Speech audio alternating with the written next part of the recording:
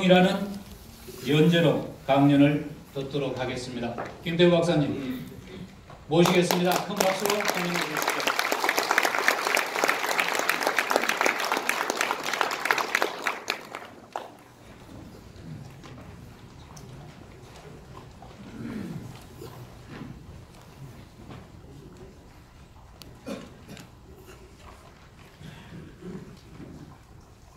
네, 감사합니다.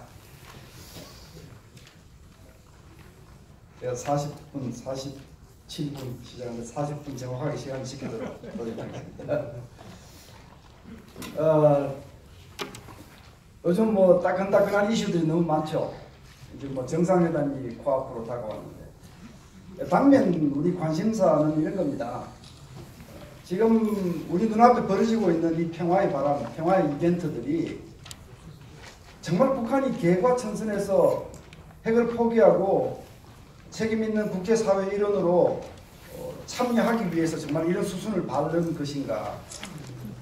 그게 아니면 또 한 번 잘 기획된 또 한 번의 사기극, 기만극이라는 얘기인가? 사실 뭐 잘은 모릅니다. 예, 그러나 뭐 저 개인적으로는 북한이 개과천선하고 이렇게 평화공세를 펼칠 가능성보다는 기만극일 가능성이 높다고 보기 때문에 우리 정부와 국민은 대화는 하되 각별히 조심해서 해야 한다. 이런 입장을 좀 가지고 있습니다. 그런 의미에서 오늘 제가 드릴 말씀은 북한 핵 위기, 핵 문제, 정상회담 전망 이런 쪽에 포커스를 맞추겠는데요. 제가 중간에 이렇게 마련한 페이지들은 거의 설명 없이 넘어가려고 합니다. 집에 가셔서 그냥 혼자 보셔도 되는 공부 자료니까요. 네, 첫 부분하고 뒷부분에 제가 좀 시간을 쓰겠습니다. 첫 부분은 지금 우리 대한민국을 둘러싸고 있는 안보 환경이 과연 어떤 것인지 이 국민들이 좀 아셔야 됩니다. 그냥 뭐 내 먹고 살기 바빠서 내 주변밖에 보지 못하는 그런 안목 가지고는 지금 그런 국민이 그런 안목만 가지고 있다면 우리 대한민국은 위기를 헤쳐나갈 수가 없습니다.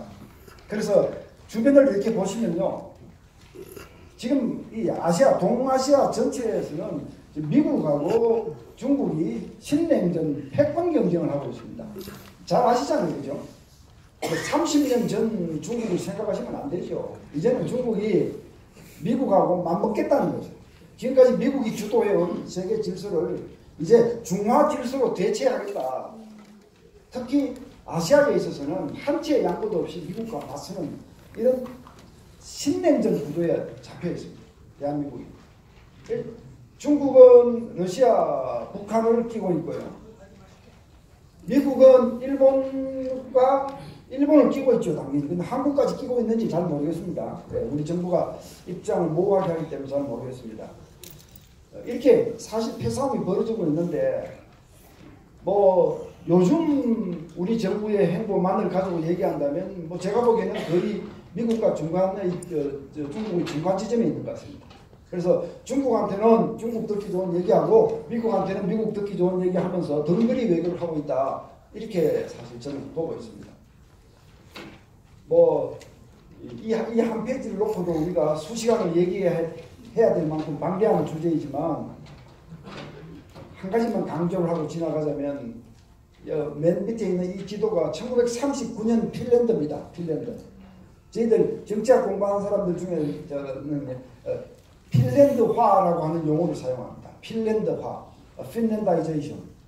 이게 그 당시 강대국이었던 이 소련과 이 독일 사이에서 양다리 외교를 했죠. 이쪽에 가서 이쪽 얘기하고 저쪽에 가서 저쪽 얘기하면서 양다리 외교를 한 결과 양쪽 모두로부터 신뢰를 잃어버리고 어느 한쪽이 침공했을 때 다른 쪽은 도와주지 않습니다. 그게 사실은 국력이 충분하지 않은 나라가 근거리 외교를 펼쳤을 때 양쪽 모두로부터 신뢰를 잃고 낙동강 오리알이 되는 이런 위험이 있다. 이게 정치학에서 배우는 역사의 교훈입니다. 이런 걸 생각하면서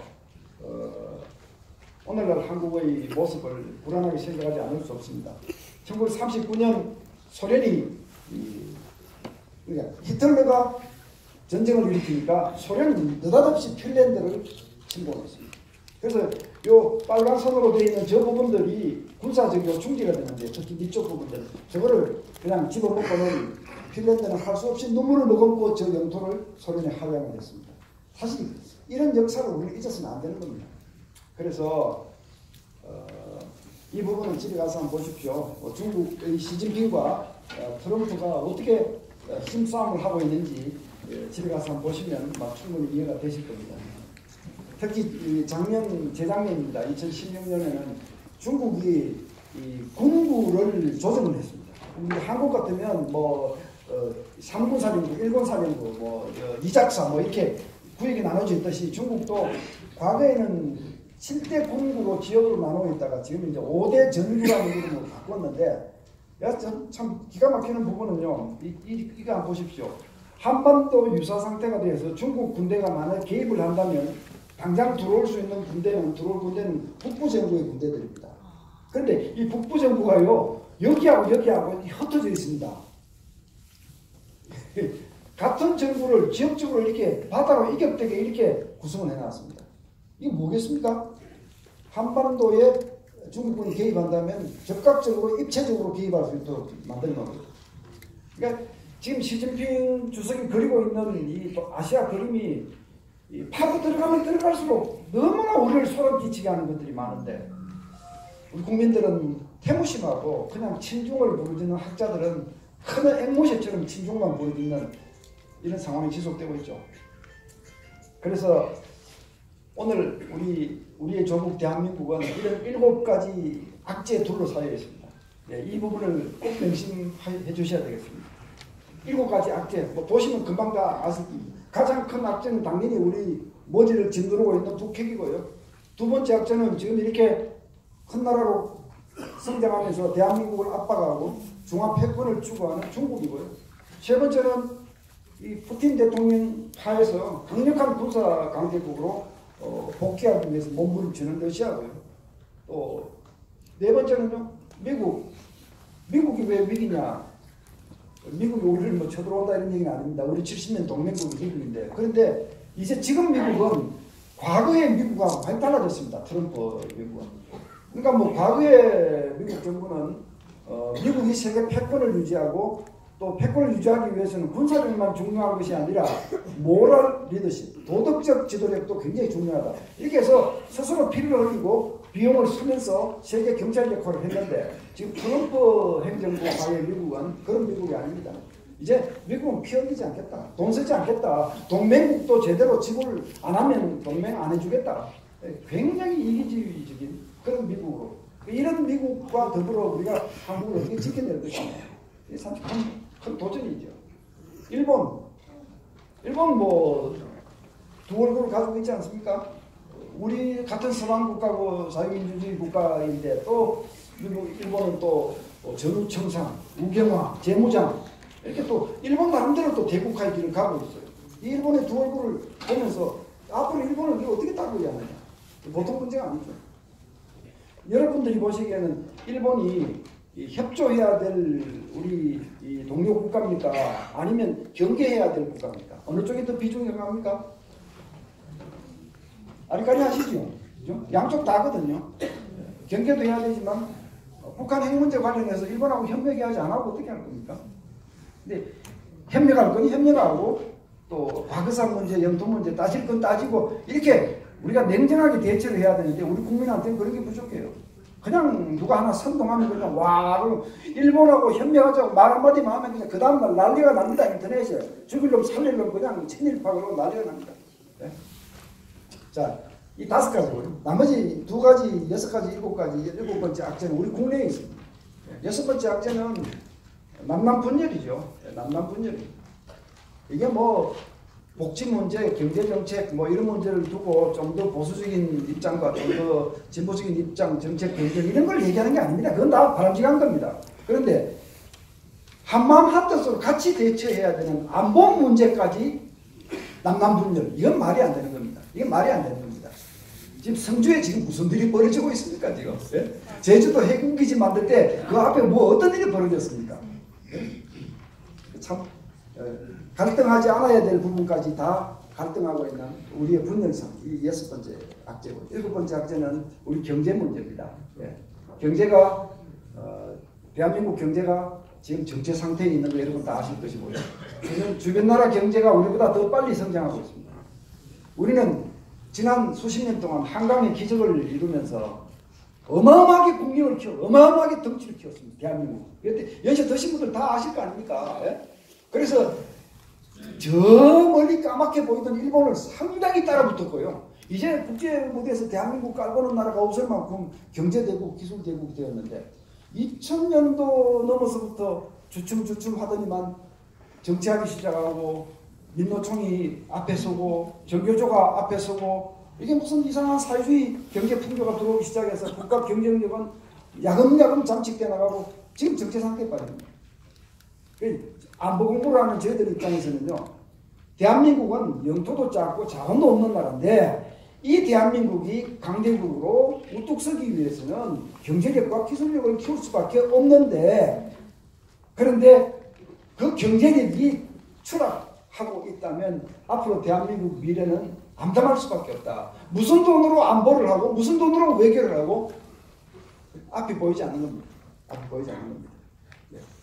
이런 상태에서도 오늘날 우리 대한민국 노조는 붉은 띠를 두르고 광화문 내거리를 무법천지로 만들고 1년에 연봉이 1억이 넘는 분들도 붉은 띠를 두르고 자기 중심적인 자기 이익만 추구하는 노조 활동을 계속하는,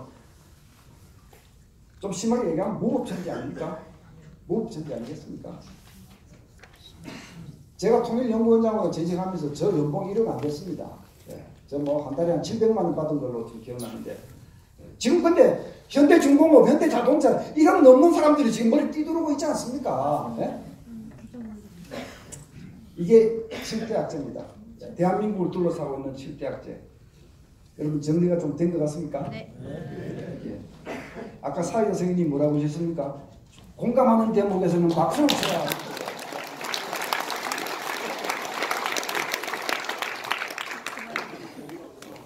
제가 이제 이 대학에서 한 학기 강의하는 것을 제가 지금 불과 10분 만에 다 했습니다. 나머지 부분은 공부를 좀 해주시기 바랍니다. 이제 당면한 핵얘기를 좀 해보겠습니다. 핵얘기도 그냥 압축해서 하겠습니다. 자, 핵무기 무섭다는 거 여러분 다 아시고요. 근데 이제 혹 어떤 분들은요, 핵무기하고 원자폭탄하고 어떻게 다르냐, 또 뭐 이런 질문도 하고요.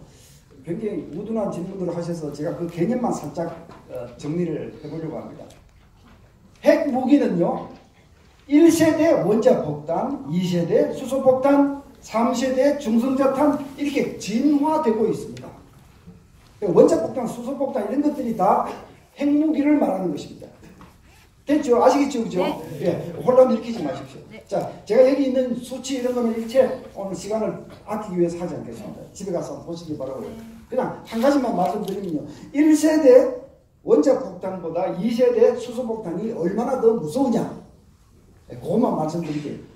우리 자동차 만들 때 뭐 1세대 폰이 나오고 뭐 2세대 뭐 나오고 몇 세대 나오고 지금 제네시스 나왔잖아요. 그죠? 마찬가지입니다. 그러니까 1세대 원자폭탄은 1945년 8월 6일, 8월 9일 히로시마 나가사키에 떨어진 거, 이게 원자폭탄인데요. 이 원자폭탄은 인간이 가장 최초로 만든 가장 초보적인, 요즘 기준으로는 장난감이 지나지 않는 원자폭탄입니다. 이 원자폭탄 두 발로 일본이 패망했죠. 네. 어마어마한 위력을 발휘했죠. 근데 수소폭탄은 그 원자폭탄보다 수십 배 내지 수백 배 더 폭발력이 큽니다. 네. 원료도 다르고 작동하는 방식도 다르지만 다 핵무기입니다. 북한의 핵실험 지금 몇 번 했죠? 6차. 이걸 5번이라고 말씀하시니까 6차. 거의 저 불법 체류자처럼 사시다고 지금 자연스러워야 됩니다. 죄송합니다. 6번 하지 않았습니까? 6번.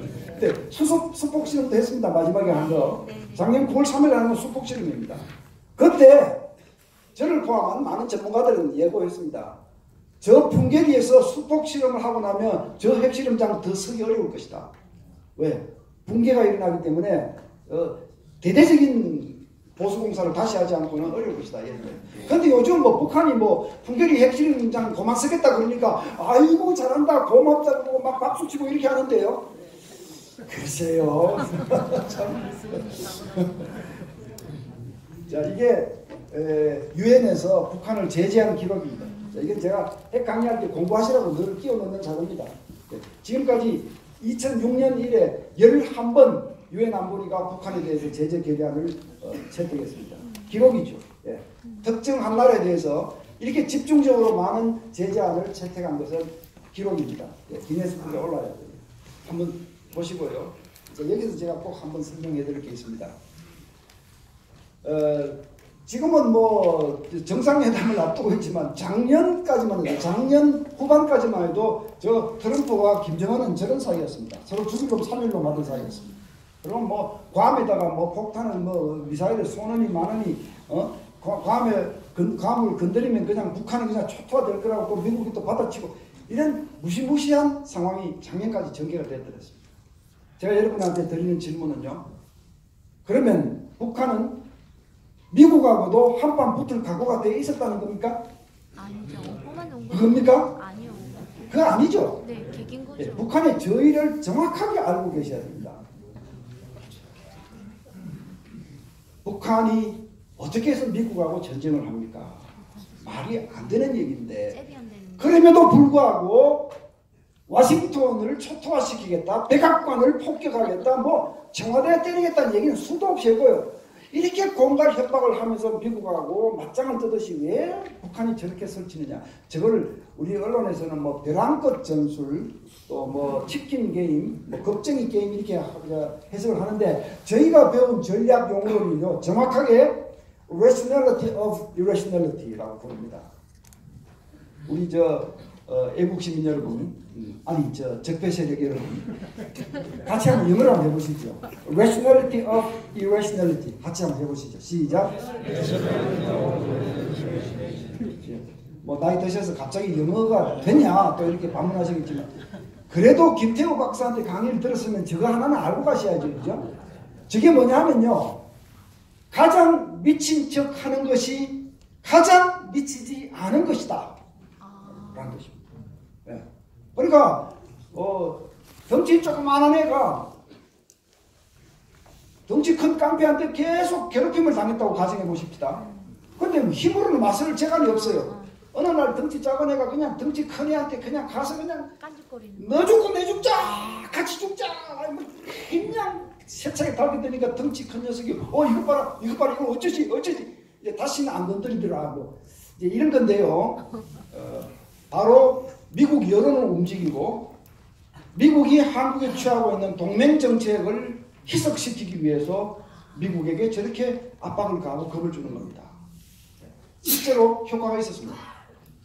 뭐 워싱턴 때린다고 그러니까 미국 국민들이 자기 정부, 워싱턴 정부에 질문을 던집니다. 아니 지금 대한민국을 보니까 지금 별로 예쁘게 노는 것 같지도 않은데 저 대한민국을 위해서 우리가 핵구상 대주다가 북한한테 핵도 맞고 우리 그렇게 할 필요 있느냐? 라는 질문들이 일어나기 시작했고 이 작년 상황입니다. 효과가 있었습니다. 그러면은 북한이 왜 그토록 한미 동맹 해체를 원하고 미국의 한반도 이탈을 왜 그토록 원하느냐? 여기에 연세 드신 분들 다 잘 아시고 북에서 오신 우리 김성경님 잘 아실 겁니다. 김일성의 입장에서 한번 생각해 보십시오. 1950년 6월 25일 사흘 만에 서울 점령하고 한 달 만에 낙동강 전선까지 내려왔는데 그 당시에 김일성 주석이 저 경상도 수안보에 만들어진 인민전선사령부까지 인민군 전선사령부에 내려와서 직접 격려했습니다. 8월 15일까지 부산 함락하고 적화통일 완수하라. 그러니까 막 사기가 올라가지고 그냥 물 밀듯이 내려왔지 않습니까? 물 밀듯이. 예? 그런데 그때 미군이 들어오면서 다 산통이 다 깨졌잖아요. 미군이 부산으로 들어오면서 수많은 미군이 죽어나갔습니다. 낙동강 전선 지키느라고요. 예, 낙동강 그 다음에 서부전선 이 조그마한 경상도 땅 요거 지키면서 계속 미군이 들어와서 죽고 돌아서 죽고 베가드 장군이 이 낙동강 전선을 수호하기 위해서 일본에 있는 B-29 폭격까지 다 동원해서 100여 대의 폭격기를 동원해서 지금 낙동강 전선 돌파를 하기 위해서 주둔하고 집결하고 있는 북한 군대를 향해서 그렇게 많은 폭탄을 퍼붓고 그 다부동 전투 여러분 다 아시지 않습니까? 그래서 주춤하고 인천 상륙작전은 다시 밀리고 그 이후에도요. 전쟁 이후에도 저 미국만 아니면 바로 밀고 가면 사실 대한민국이 1970년대 초반까지만 해도 경제, 외교, 군사 모든 면에서 북한이 뒤졌습니다. 지금 우리의 경제력이 북한에 45배나 되고 이거는 우리가 이룩한 경제 기적 때문에 그렇게 된 겁니다. 그런데 그때도 결코 북한이 남침하지 못했어요. 미국 때문에 못한 거예요. 동맹 때문에 못한 거예요. 그러니까 앞으로 무슨 일이든지 일이 되려면 저 미국을 한반도에서 몰아내지 않으면 일이 되는 게 없다. 이게 천지한이 맥힙니다. 그래서 지금 미국하고 북한 간에 펼쳐지는 이 공갈전 이런 걸 보시면서 제가 지금 말씀드리는 이런 배경을 이해하고 계셔야 됩니다. 이해가 되셨습니까? 네. 네. 아유, 혹시 또 박수 얘기를 안 해도 이제 쳐주시니까 너무 감사합니다. 자, 이제 앞으로 다가올 정상회담 말씀을 좀 드려보겠습니다. 벌써 25분 지났는데요. 자, 이 5가지가 정의용 특사가 북한 갔다 와서 발표한 겁니다. 합의문이라고 발표를 하는 듯 했지만 합의문이 아니고 가서 북한의 입장을 확인하는 것입니다. 예. 근데 이 내용을 여러분 잘 아실 겁니다. 예. 이 5가지를 얘기를 했는데 요 3번 항에 보면요. 이렇게 얘기를 했습니다. 군사 위협이 소멸되고 체제가 보장된다면 우리는 핵 필요 없다. 이제 이걸 가지고 우리는 북한이 비핵화 용의를 표명했다. 이렇게 얘기를 하고 있는 거죠. 근데 이제 함정이 있다면 군사 위협 소멸과 체제 보장 이게 뭐 고무줄처럼 해석할 수 있는 거 아닙니까? 아무나 다 요구할 수 있죠. 주한미군 그거 우리 체제 위험이 돼. 그거 없이 뭐든지 다 요구할 수 있는 이제 이런 함정이 들어 있습니다. 그래서 앞으로 다가올 정상회담에서도 우리가 합리적 의심을 가지고 북한에 봐야 하는 이유들이 너무나 많이 남아 있습니다. 제가 정리를 해보면 이렇습니다. 북한에 대해서 합리적 의심을 가져야 되는 첫 번째 이유는 북한의 합의 파괴 전과입니다.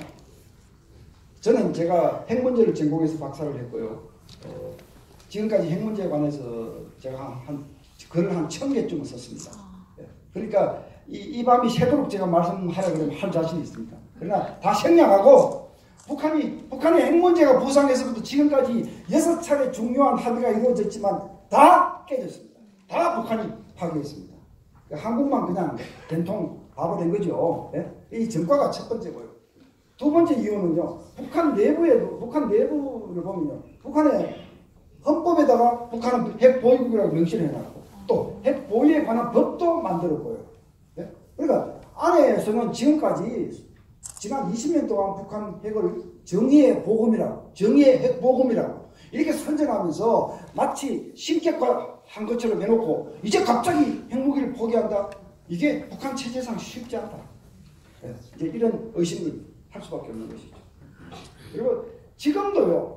지금 대한민국 정부가 북한이 핵 포기한다고 지금도 북한 매체들은 핵폐기 비핵화 얘기 일치 안 쓰고 있습니다. 북한 매체들은. 그러니까 이게 지금 북한의 진심이 어디까지인지는 아직은 잘 모르겠다는 것이고요. 그 다음에 이런 이유도 있습니다. 금년도 10년 사이에서부터 김정은이 평화 바람을 집어넣고 180도 달라진 모습을 보이기 시작했는데 이게요. 북한이 꼭 힘들 때 이렇게 했습니다. 힘들 때. 1991년, 92년 기본합의서 남북한 비핵화 공동선언 그때 얼마나 평화화의 바람이 불었습니까? 그때가 어떤 때입니까? 동구라파의 공산국가들이 다 차례차례 다 무너지고 소련이 연방이 해체되고 사실은 북한은 기댈 온덕이 없어진 그런 상황에서 굉장히 다급한 상황이었습니다. 지금은 또 어떤 때입니까? 그렇게 말 안 듣던 중국이 작년 후반기부터 북한에 대해서 제대로 제재를 좀 하니까 북한이 지금 경제적으로 굉장히 압박감을 느꼈고 예? 그러니까 또 딱 이렇게 대화 국면으로 탁 그러니까 북한이 긴장 조성하면 우리는 또 긴장 속에 벌벌 떨어야 되고 또 북한이 또 갑자기 또 표정을 바꿔서 대화하자고 나오면 우리는 또 버선발로 또 뛰어나가서 또 악수해야 되고 이게 대한민국은 계속 그냥 호구예요. 호구 그냥 북한이 하자는 대로 하는 거예요. 예? 어쨌든 이 지금 때 타이밍상 북한에 저희가 의심스러울 수밖에 없는 이런 타이밍이다. 이런 얘기들을 다 감안한다면 저희 입장은 이런 겁니다. 오케이, 북한이 비핵화를 확실히 약속할지 안 할지 아직 모르지만 관련되는 입장을 밝혔고 대화하자고. 대화해야죠, 열심히. 그리고 북한이 착한 변화를 하면 그만큼 대접해주고 남북관계 개선하는 건 맞다. 뭐 저는 거기에 대해서 이가 없습니다. 그러나 먼저 빗장을 풀지는 말라는 겁니다. 먼저. 예. 먼저 안보장치를 해체하는 거, 이건 하면 안 된다는 겁니다. 보십시오. 아니, 북한하고 대화하고 남북이 협력해서 상생하는 거, 이건 나쁘다고 하는 국민이 누가 있습니까? 그런데 그거 하면 그게 돼서 탁탁 눈으로 우리 눈앞에 확인이 돼서 아, 이제 이 위협은 없어졌구나 확인되면 그때 그 부분에 대한 우리 무장을 해제하든 군사력을 줄이든 그때 가서 하면 되는 겁니다. 미리부터 벗지 못해서 난리치는 이런 모습을 보이면 국가의 정체성이 의심받는 겁니다. 네. 지금 뭐 전작권 조기 환수, 뭐 최근에는 뭐 휴전선 GP 철수까지 뭐 언론에 아니 뭐 SNS에 떠돌고 있는데 어디까지가 정부에서 한 말인지 진심인지 잘 모릅니다, 솔직하게. 근데 그런 얘기들이 나오면 안 됩니다, 지금은. 네, 지금은 최악의 경우에 대비하면서 북한하고 대화도 적극적으로 하는 이런 기본 자세가 필요하다. 일단 저는 그렇게 정리를 했습니다. 자, 이제 앞으로 벌어질 시나리오 문제인데요. 구체적으로 말씀은 안 드려도요, 이렇게 우리가 전망할 수 있습니다. 크게 보면요, A 시나리오, B 시나리오가 있습니다. A 시나리오는요, 북한이 정말로 핵을 포기하고 좀 잘해보겠다고 나오는 경우입니다. 예. B 시나리오는 또 한 번 사기치겠다는 겁니다. 예. 시간 벌고 핵은 포기 안 하고 우물쭈물하고, 이게 B 시나리오인데 저는 A보다는 B 시나리오 가능성이 높다고 봅니다. 네. 이럴 때 박수가 나와요. 아니 모르겠지만 노력해봐야죠. A가 돼도 노력해봐야죠. 그런데 문제는 말이죠. B 시나리오로 갔을 때 대한민국이 굉장히 힘든 기로를 쓰거든요. 북한이 핵을 확실히 폐기할 의사가 있는 것도 아니고 뭐 우리가 수용하지 못할 요구들을 자꾸 해대면서 시간 끌고 이렇게 가는 게 드러났는데 그때 우리 정부, 우리나라가 어떻게 할 거냐. 큰 딜레마에 빠질 겁니다. 이 밑에 게 그 부분인데요. 자, B로 갔을 때죠.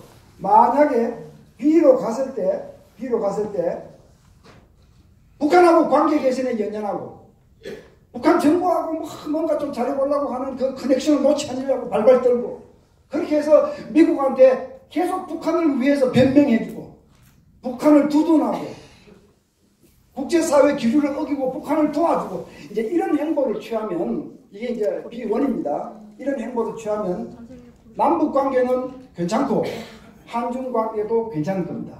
그러나 한미동맹은 파열음이 납니다. 국제사회에서 한국은 왕따가 될 수도 있습니다. 굉장히 심각한 문제가 발생할 겁니다. 그 반대로 아, 북한이 지정성이 없어. 오케이, 그러면 다시 제재 더 강화하고 안보 더 튼튼히 하고 국제사회와 협력하는 이런 자세를 취한다면 북한하고 관계는 다시 긴장되고 한중관계는 다시 어려워지지만 그러나 대한민국이 살아갈 수 있는 우리의 번영의 기반이 되는 국제사회의 관계는 무난하게 가고 동맹도 괜찮을 겁니다. 이 둘 중에 어떤 길을 택해야 되느냐, 이건 사실 정답이 나와 있는 문제지만 도무지 확신할 수 없습니다. 우리 정부가 이 둘 중에서 어떤 길로 갈지 도무지 확신할 수 없습니다. 네. 자, 이게 큰 그림입니다. 네. 앞으로 정상회담 이후에 우리가 예상할 수 있는 큰 그림입니다. 좀 더 자세히 한번 가보겠습니다. 포커스를 좁혀서 지금 남북 정상회담과 미국 정상회담 그리고 그 이후에 전개된 핵 협상 이런 것들의 포커스는 북한 핵 문제를 해결하느냐 하는 겁니다. 뭐 인권 문제도 있고 다른 얘기도 있지만 핵 문제에 포커스를 맞추어서 말씀을 드리자면 우리의 목표는 북핵 해결이다. 근데 북핵을 해결하는 방법에는요, 세 가지가 있습니다. 이 세 가지가 잘 아셔야 돼요. 구분 잘 하셔야 됩니다. 자, 이 도표는 복잡합니다. 도표를 보지 마시고 잘생긴 김태우 박사를 봐주십시오. 예. 북핵 해결하는 방법은 세 가지입니다. 첫 번째는요, 모라토리움. 두 번째는 핵 동결. 세 번째는 완전한 핵폐기. 이 세 가지가 다릅니다. 제가 다시 재창해서 여러분 따라해 주십시오. 모라토리움, 핵동결, 핵폐기. 이 세 가지가 다릅니다. 모라토리움은 뭐냐면요, 핵실험이나 미사일 발사나 이런 특정 행동들을 당분간 중단하는 걸 모라토리움이라고 부릅니다. 그러면 22일 날 북한이 발표한 것은 모라토리움입니다. 그렇죠? 네. 핵 동결은 뭐냐? 누클리어 프리즈라는 핵 동결은요, 지금 북한이 돌리고 운영하고 있는 핵무기 관련되는 시설들을 다 동결하고 스위치를 탁 잠그고 더 이상 가동하지 않습니다. 파괴하지는 않습니다. 그냥 가동하지 않습니다. 핵무기 늘리지 않습니다. 미사일 더 늘리지 않습니다. 그대로 중단입니다. 활동. 그러나 지금 가지고 있는 핵무기, 핵무력, 미사일 투발 수단은 그대로 유지할 수 있는 겁니다. 이게 핵 동결입니다. 지금 22일 날 북한이 발표한 것이 핵 동결입니까? 아니잖아요. 미사일 쏘지 않고 핵실험 안 하고 핵실험장 그거 다 된 거 그거 폐기하겠다고 생색내고 이건 전형적인 모라토리움입니다. 핵 동결을 하기 위해서는 영변의 원자로 다 중단해야 되고요. 그 연구시설 다 중단해야 되고 인력들 다 집에다 보내야 되고요. 그냥 꽁꽁 얼어붙어 그게 사찰을 받으면서 확인을 해야 됩니다. 네, 이게 동결됐다는 확인해야 됩니다. 그러니까 지금 22일 날 북한이 취한 조치는 핵 동결하고는 거리가 먼 겁니다. 모라토리움. 네. 세 번째, 완전한 핵폐기. 이게 이제 미국은 CBD라고 얘기하지 않습니까? 이거는 말 그대로 핵무기 하나하나를 다 해체하고 해체한 핵무기 그 원료를 끄집어내서 다시 핵무기를 다시 만들지 못하도록 그 원료를 다시 전환하고 다른 용도로 다 쓰고 그게 다 사진 찍고 사찰팀이 조사하고 감시하고 검증하고 이게 완전한 핵폐기입니다. 여기서 이 세 가지 방안 중에서 대한민국이 목표로 해야 되는 방안은 어느 거겠습니까? 3번. 3번 이외에는 없는 겁니다. 네, 3번 이외에는 없는 겁니다.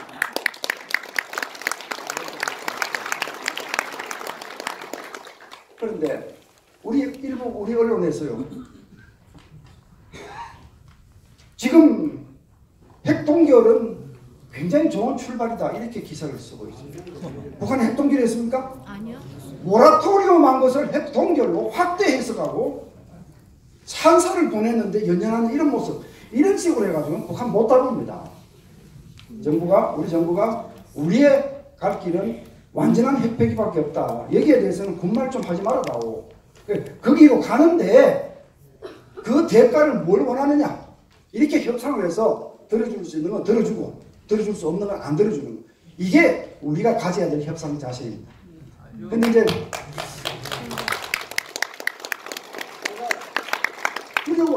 두려워하는 것은 미국입니다. 이 핵폐기를 완전하게 하느냐, 어중간하게 하느냐 이런 문제는요, 대한민국이 유감스럽게도 결정할 수 있는 결정권이 없습니다. 북한은 미국으로부터 보장을 받기를 원하기 때문에 결국 미국하고 관계에서 해결돼야 되는데, 만약에 코리아 패싱이 이루어진다면, 다시 말해서 미국 정부가 야, 대한민국 정부 저거 보니까 예쁘지도 않고 계속 북한하고 내통하는 것 같고 저게 동맹인지 아닌지도 모르겠고 이런 식의 의구심이 자꾸 사회 가서 몰라, 대한민국 주권사들 난 몰라. 만약 이런 상황이 된다면, 가정에서 된다면, 그러면 우리 미국 좋은대로 결정할 거야. 이게 이제 코리아 패싱입니다. 코리아 패싱인데, 그렇게 되면 핵 동결을 가지고 탁탁 손 털고 타협할 가능성도 있다. 네. 미국 입장에서는 다급한 불은 끄는 겁니다. 핵 동결이 되면 미국을 향해서 날아가는 대륙간 탄도탄 개발은 중단되는 것이고요. 네? 트럼프 대통령은 이만하면 한 건 했다. 자랑거리가 생겨서 정치적 입지를 계승하는 데 도움을 받을 것이고요.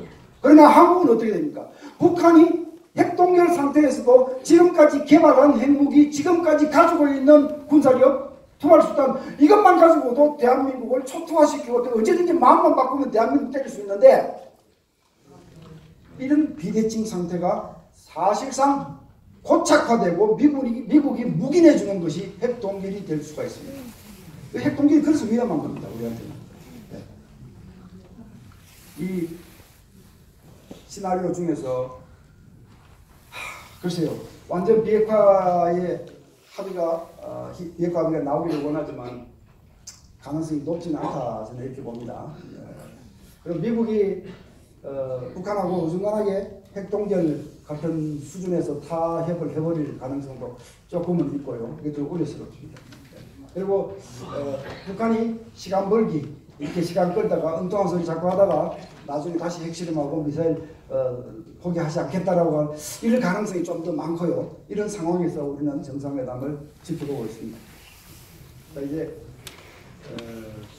이 페이지만 말씀드리고 좀 마치겠습니다. 아이고 지금 정확하게 35분 한 것 같습니다.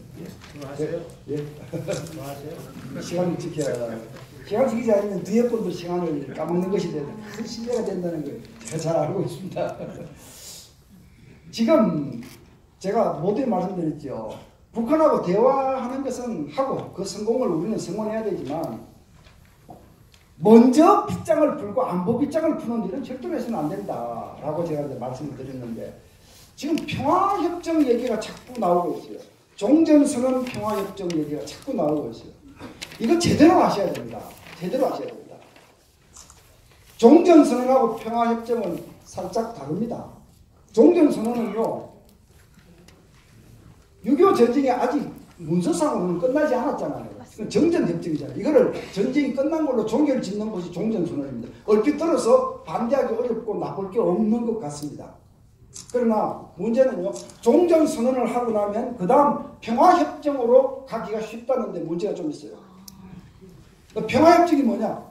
평화협정은 앞으로도 너하고 나하고는 앞으로도 평화다. 앞으로도 싸우지 않는다. 라는 것을 약속하는 것이 그게 평화협정입니다. 그런데 평화협정이 위험한 이유가 두 가지가 있는데요. 한 가지는 역사의 교훈입니다. 과거에 근대사를 보시면요. 수많은 평화협정이 맺어졌습니다. 전쟁하고 평화협정 맺고 수많은 평화협정. 그런데核심을 품은 당사국이 포함된 평화협정은 하나같이 다 파기되었습니다. 예외 없이 다 파기되었습니다.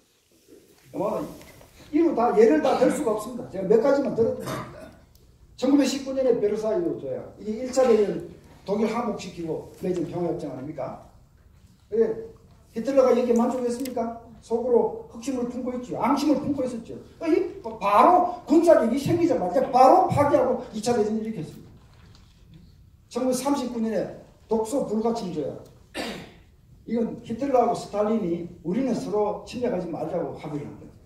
그런데 그거 서명할 때 히틀러는요. 두고 봐라. 내가 조만간 너희를 쳐들어갈 것이다. 이미 침공 계획을 가지고 있으면서 서명했어요. 1941년 그 유명한 오퍼레이션 바바로사 소련 그 침공작전 바로 모스크바를 하겠습니다. 바로 지키려고 절대로 안 지키십니다.核심을 가진 당사국이 있을 때는 절대로 지키지 않습니다.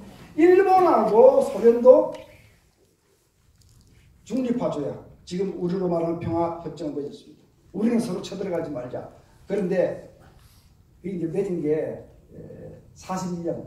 그런데 4년 후 히로시마 나가사키 원폭이 떨어지고 일본군이 패망하니까 만주에 있던 일본군, 만주에 있던 일본 군대가 괴멸하고 크게 흔들리니까 딱 소련이 보니까 아이고 지금 먹으면 바로 못했거든요. 그 다음날 바로 소련군이 바로 만주 국경을 뚫고 바로 내려와서 일본 서려버리고 그 길로 38선까지 내려왔지 않습니까? 그 길로. 네? 이런 역사의 교훈을 잊고 북한하고 평화협정을 한다는 것은 말이 되지 않습니다. 북한하고 평화협정하는 것은 제가 당연히 말미에 말씀드리겠습니다만 한 가지 조건이 전제되어야 하는 겁니다. 자, 일단 그렇고요. 베트남 경우를 제가 설명드리고 싶지만 시간이 없어서 마치겠습니다. 그건 안 하겠습니다. 1973년에 파리 평화협정, 이 베트남 전쟁 종결을 한 건데요. 2년 후에 이 협정을 깨고 북베트남이 남베트남을 침공해서 공산주의를 하지 않았습니까? 이런 교훈들이 너무 많다는 겁니다. 두 번째 이유는 뭐냐면요. 만약 남북 간 또는 이 당사국 간의 평화협정이 맺어지고 나면 그 다음 수순이 너무나 눈에 뻔합니다.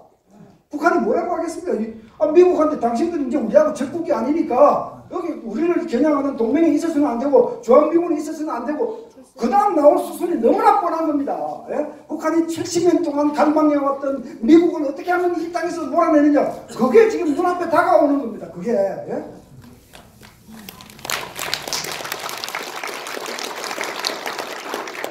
아마 그날쯤 되면요 이 광화문 내부이 시끌시끌할 겁니다. 예? 철부지 우리 국민들 1,000만 사람들이 나와서 환호하고 열광하고 이제 평화가 왔노라고 난리칠 겁니다. 그거 전부 저를 포함한 우리 세대의 잘못입니다. 우리 자식들 교육 잘못시켜서 전교조가 그렇게 교육 황폐화시키는데 먹고 살기 바빠서 뒤돌아보지